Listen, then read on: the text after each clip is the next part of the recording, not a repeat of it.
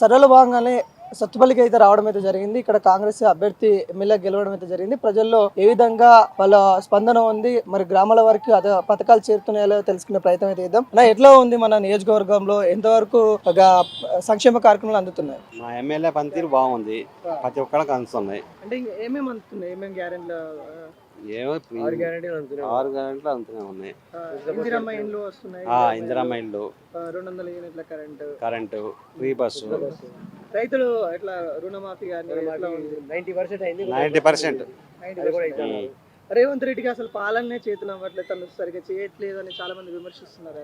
బాగానే ఉంది పరిపాలన. ఇట్లా మన సత్తుపల్లి నియోజకవర్గం ఎట్లా ఉంది? చాలా బాగుంది. సత్తుపల్లి ఎమ్మెల్యే బాగా చేస్తున్నారు, బాగా ఉంది. ఎప్పుడు జనాల్లోనే ఉంటారు, భార్యాభర్తలు ఇద్దరు కూడా. చేస్తారా? అంటే మాకు ఇద్దరు ఎమ్మెల్యేలు, ఎవరు? డాక్టర్ గారు, మా డాక్టర్ అమ్మగారు ఇద్దరు ఎమ్మెల్యేలు. మాకు ఇద్దరు ఎమ్మెల్యే, ఇద్దరు ఎమ్మెల్యేలు, మాకు ఒకళ్ళు కాదు. మా పనితీరు బాగా ఉంది, చాలా బాగుంది. ఏమేమి అందుతున్నాయి సంక్షేమ కార్యక్రమాలు? ఎట్లా ఉచిత బస్సు ఉంది, రుణమాఫీ ఉంది, ఫ్రీ కరెంట్ ఉంది, కాలనీళ్ళు ఉన్నాయి, అన్నీ ఉన్నట్టు చెప్పినవి ఉన్నాయి. రేవంత్ రెడ్డికి పాలన చేత కావట్లేదు అనేవాళ్ళు తప్పది, పక్క పార్టీ వాళ్ళు అంటా ఉంటారు, ఎవరైనా అంటారు అనుకుంటారు వాళ్ళు. ఇంతవరకు మళ్ళీ వచ్చేది బీఆర్ఎస్ అవకాశమే లేదు. మళ్ళీ కాంగ్రెస్ వస్తారు, రేవంత్ రెడ్డి వస్తారు. మీకు దగ్గరలో మంత్రులు కూడా ఎట్లా ఉన్నారు?